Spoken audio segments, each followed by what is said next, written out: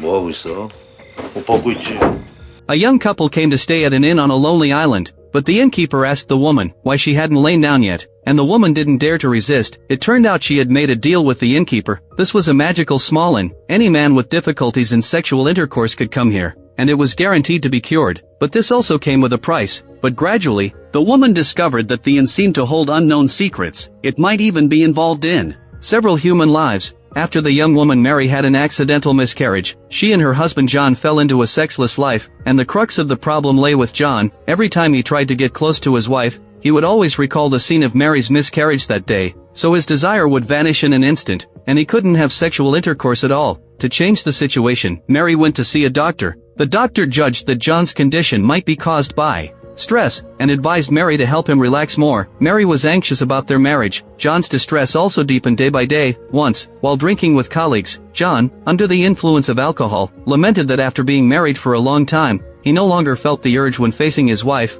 The colleagues burst into laughter, but John stood up unsteadily and loudly emphasized that he loved his wife very much. After the party ended, all the colleagues went home. John, but squatted by the side of the road and cried, seemingly unwilling to go home. At this time, Mary had already prepared a table full of food at home, and was anxiously waiting for him to return. John didn't come back for a long time, and didn't answer his phone either. Mary's heart was in a turmoil. She picked up a sweet photo of the two of them, and looked at the happy moments of the past. A smile first appeared on her lips, but it was soon replaced by sorrow. Such days hadn't come for too long. After an unknown period of time, John went back home drunk. Mary was originally a little angry, but John gently hugged her, and apologized for coming home late. Her anger dissipated instantly, and she urged him to take a bath, but John was too sleepy. He fell onto the bed and fell asleep. Without taking off his clothes, Mary lay gently beside him and reached out to touch his face. She then placed his hand on her own face. At this point, John woke up, and held her tightly in his arms. Mary made up her mind to change the situation, and suggested going on a trip to relax. John didn't say anything, he just nodded. A few days later, the two of them set off. Early in the morning, they took a boat to an unknown small island. On the way, John asked curiously what interesting things there were on the island. Mary replied vaguely that they would find out when they got there.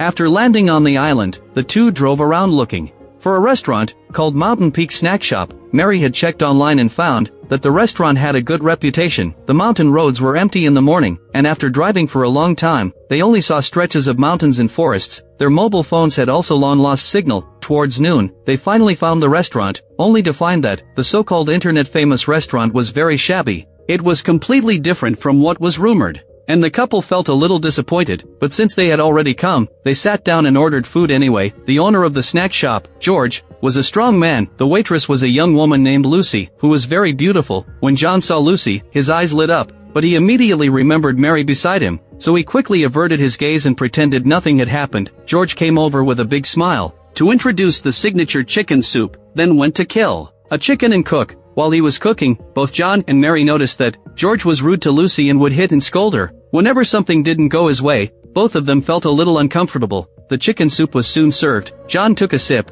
and couldn't help praising the tender texture of the meat. George gave a meaningful smile. He said that the chickens here fed on centipedes and insects, making them excellent tonics for men. He also glanced at Mary while speaking. Mary noticed the strange look in his eyes, and quickly lowered her head to avoid it. George poured John another glass of wine, and said it was all good wine he had collected. John took a sip and sure enough, he thought it was good, so he finished it quickly. When he wanted to have a refill, Mary screamed in fright. John panicked too. In fact, this was the specialty of Mountain Peak Snack Shop. It used such food supplements to help men regain their virility, and this was exactly why Mary had brought John here, hoping to solve his problem of being unable to have sexual intercourse. After lunch, George brought out a pile of tonic ingredients. He told John that these were all good things that would enhance male potency when eaten. In the evening, George prepared a sumptuous dinner, and sat down to drink with John and Mary. He took out snake wine to share with John, and seemed especially enthusiastic. Only he kept glancing at Mary from time to time. That look made Mary feel uncomfortable all over. John, on the other hand, couldn't help sneaking glances at Lucy. Both Mary and George saw this, but each remained silent. When they were enjoying the drink, George and John started singing. He even deliberately pushed Lucy into John's arms. Lucy didn't resist, but John was so embarrassed that he didn't know what to do with his hands and feet. After calming himself down, he asked her if she didn't like to talk. George cut in and said that Lucy couldn't speak. Only then did John realize that the beautiful woman in front of him was actually mute. After drinking for a while longer, Mary said it was time to leave. but George stopped them, saying there were no streetlights in the mountains. He said it would be too dangerous for them to drive at night after drinking, so he suggested they stay for the night before leaving. John agreed to keep drinking, and taking advantage of the alcohol, he praised Lucy for her beauty. Unexpectedly, George suddenly leaned in close to his ear and whispered, asking if he wanted to sleep with Lucy. John panicked immediately, but George smiled and said that Lucy used to keep arguing about leaving, so he had cut out her tongue. Both John and Mary were stunned. Seeing their reaction, George burst into laughter and changed his story, saying he was just joking. He said Lucy was an orphan and he had raised her. At night, John tossed and turned in bed, and suddenly felt the urge to be intimate with his wife. He kissed and caressed Mary. Mary closed her eyes, filled with anticipation, but just then, the image of the day Mary had her miscarriage suddenly flashed into his mind. His desire vanished in an instant. He lay back down dejectedly on his side. Mary also looked disappointed. The next day, John went into the mountains with George to hunt. George asked if the reason he and Mary hadn't had children after 5 years of marriage was a problem with his health. John hesitated for a moment, then admitted that he loved his wife very much, but now, when he was with her, he really felt powerless. George then asked if he had ever felt an urge for other women. John looked embarrassed and said he had never tried. George then suggested he stay for a few more days, saying he could cure him, but John was in a hurry to go back to work, so after hunting, he got in the car and prepared to head back. But the car suddenly broke down and wouldn't start. George called a mechanic, who said he couldn't come until the next day. John and Mary had to stay for another night. George was still very enthusiastic during dinner. He even said John was a special guest. When the two went to use the bathroom together, George suddenly said to John, telling him to go find him in the middle of the night, and he would arrange for Lucy to be with him. He also explained that Lucy wasn't his wife, but his sister. Maybe being with her could cure John's problem. John struggled internally and didn't say a word the whole time. Later, George wanted to keep drinking. Mary said she was tired, and went back to her room to rest first. John hesitated for a moment, then followed her back. Watching his back, George showed a strange smile. After going back to the room, John tossed and turned in bed, unable to sleep, so he went out to smoke. Then George pulled him into a room. When John saw Lucy was also there, he suddenly felt a little nervous. George told him not to be nervous, to have a few more drinks with Lucy, and that he would go check the garage. With that, he left. John had no choice but to keep drinking. Lucy kept staring at him, and there seemed to be tenderness in her eyes. John turned to the side, afraid to meet her gaze. Lucy slowly leaned over and gently stroked his cheek. John became even more flustered and stood up, wanting to leave. In his panic, he accidentally hurt his finger on the mosquito-repellent incense tray. Lucy immediately pulled him over, and put his injured finger in her mouth. John's heart was pounding, and he stood up to leave, but Lucy suddenly hugged him and kissed him. John was overcome with passion, couldn't hold back anymore, and responded enthusiastically. In the next room, Mary was tossing and turning. George suddenly walked in, and motioned for her to look towards the next room. Mary looked through the gap in the partition between the two rooms. John seemed to have really gotten in the mood. Tears filled her eyes. Her heart ached as if pricked by a needle, but she wasn't the least bit shocked. George had already told her that letting John be intimate with Lucy might cure his problem. She had hesitated repeatedly, but for the sake of her husband, she had finally acquiesced. But at this point, seeing John's unbridled appearance, she realized with a piercing pain in her heart, it wasn't that he couldn't, it was just that he couldn't with her. In her sorrow, George suddenly hugged her from behind and covered her mouth. Mary was terrified out of her wits, struggling desperately but unable to move an inch. She didn't dare to scream, afraid that if the matter was exposed, John would find out she had acquiesced to all this. She was even more afraid of not knowing how to explain, so she could only shed tears silently with a face full of pain. The next day, Mary was torn. She wanted to tell her husband about being assaulted, but when she caught a glimpse of the fierce light flickering in George's eyes, she suddenly lost the courage to speak. The mechanic still hadn't arrived. George drove John to an auto repair shop in town in his truck, but the shop was locked. George called the mechanic. The mechanic said he had gone out on an errand, and wouldn't be back until evening. At this point, an elderly man beside the shop suddenly stared at George. He scolded George as a terrible arsonist, with a face full of hatred. John was completely confused. George had a complicated look in his eyes and said nothing. The two of them drove away. On the way, George told John in an indifferent tone, Lucy was the child of his father and stepmother. Years ago, after his mother passed away, his father often beat and scolded him. After his father remarried, his stepmother also often abused him in a fit of anger.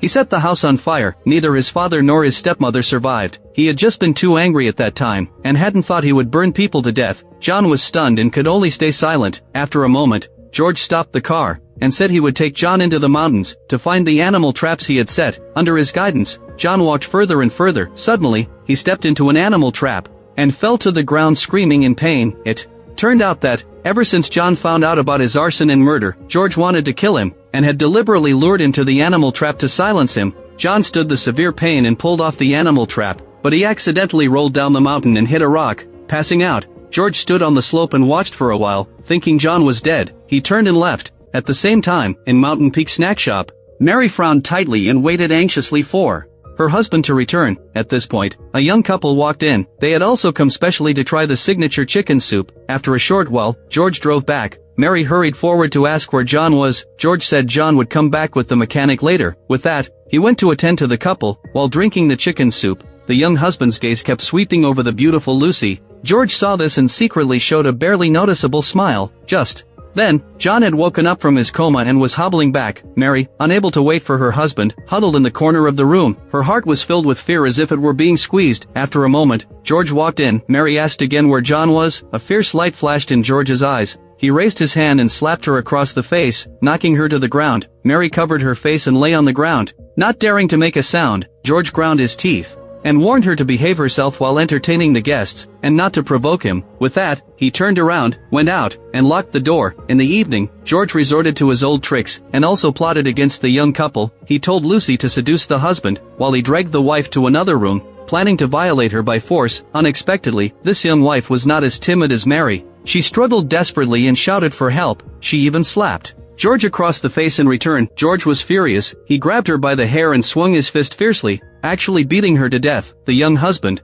who was tangled up with Lucy, heard the cry for help and rushed over immediately. Seeing his wife lying on the ground, with blood all over her face, motionless, he rushed at George, overwhelmed with grief and anger. But he was no match for George at all, and was soon knocked to the ground. George then picked up the iron from the table, and smashed it against his head. The young husband soon fell silent. Mary in the next room saw this bloody scene through the gap. She was so scared that her whole body trembled, and she didn't dare to make a sound. After a while, John came back hobbling. When George saw him, he pretended to be concerned and asked where he had been, saying he had been looking for him everywhere. John had long sensed his malice, but didn't dare to break the pretense. He said nothing and went to find his wife. When they met, they immediately hugged each other and cried bitterly. After calming down a little, they decided to escape this dreadful place as soon as possible. Lucy was wiping the blood on the floor, with a rag in the next room. The young husband lying on the ground suddenly moved a little. It turned out he wasn't dead yet. George immediately pounced on him and grabbed his neck, until his faint struggles stopped completely. By this time, John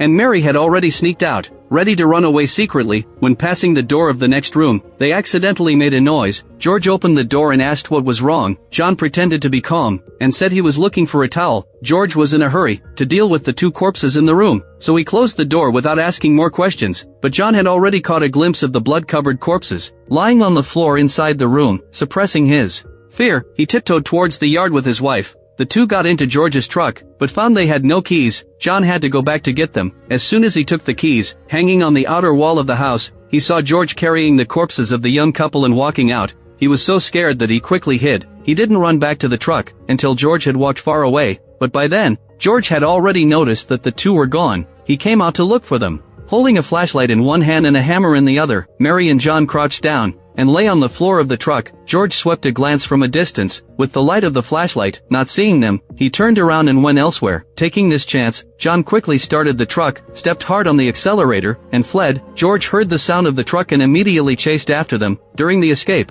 Mary sobbed uncontrollably and said it was all her fault. John was confused by what he heard. Distracted for a moment, the truck hit the side of the road and stalled. Mary cried and confessed that it was she who had insisted on coming here, which had led them to this situation. Even the matter between him and Lucy had been acquiesced to by her. John was stunned, his face filled with disbelief. Just then, George caught up. Amid Mary's terrified screams, he dragged John out of the truck and knocked him unconscious with a hammer blow. Then he pounced on Mary like a fiend, and knocked her unconscious too. The next morning, Mary woke up in a warehouse and found herself tied up. John was also tied up beside her, his face covered in blood and still unconscious, tears streaming down her face. She softly called her husband's name. Soon, John woke up too. Mary sobbed and said she had only wanted to cure him, to make them go back to how they used to be. John's eyes also turned red as he said sorry. Admitting that he had made her suffer grievances, the two looked at each other with tears in their eyes, not noticing that Lucy, hiding in the corner, was listening intently with her ears pricked up. Soon, George pushed the door open and came in, using duct tape to seal the two's mouths. He then pulled out a small knife,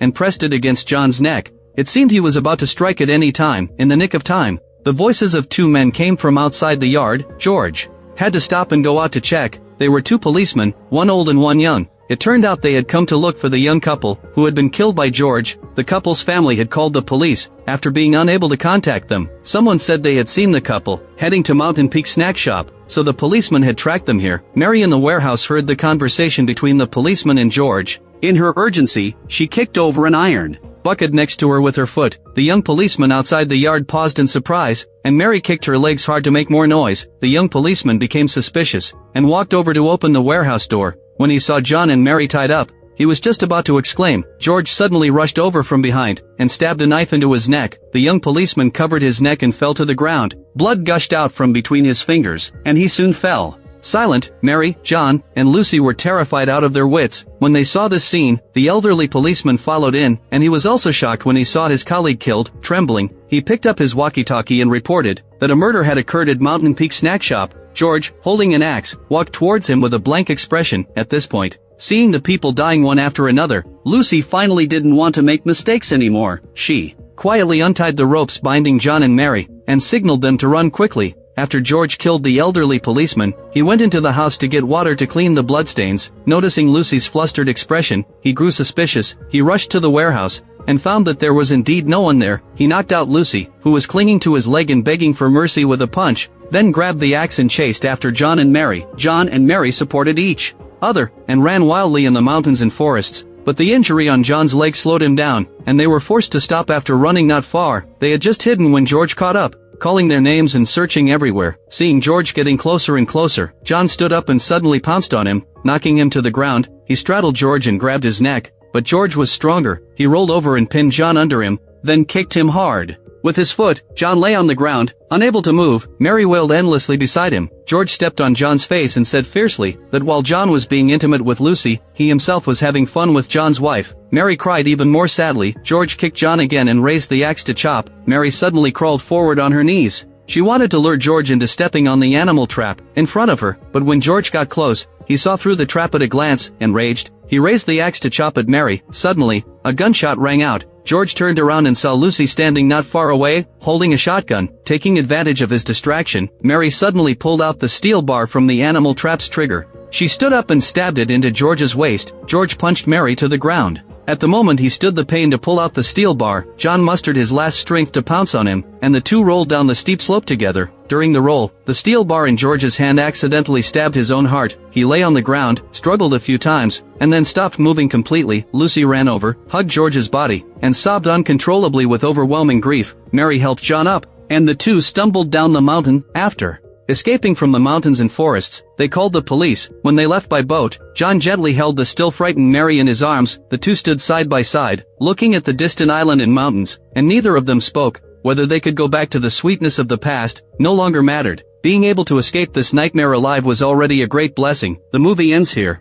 Deep Trap uses a thriller exterior to delve deeply into human nature. It's not only connected to real social incidents, the actors' performances are also quite outstanding. In 2014, the number of online crime cases in South Korea reached 110,000. These cases cover a variety of types. They include not only common financial fraud and hacking attacks, but also major criminal offenses such as murder, which are of a serious nature. Many people have insufficient ability to distinguish between untrustworthy information on the internet. This has led to a gradual increase in the number of victims. This film was created based on such a social background. It's like a mirror, clearly reflecting various potential risks in society. It aims to seriously warn people about similar dangers they may face in daily life. The actors' performances are commendable. Ma Dong-seok completely broke the inherent impression he had left on audiences in previous films and TV dramas. The mysterious restaurant owner George, played by him, seems warm and thoughtful to others on the surface, and often has a gentle smile on his face, but beneath this kind and friendly appearance, there hides a terrifying evil. The couple played by Han Seon-jo and Kim Min-kyeon also portrayed the emotional changes of their characters very delicately, from the full expectation for future life at the beginning, to the fear and struggle after falling into trouble,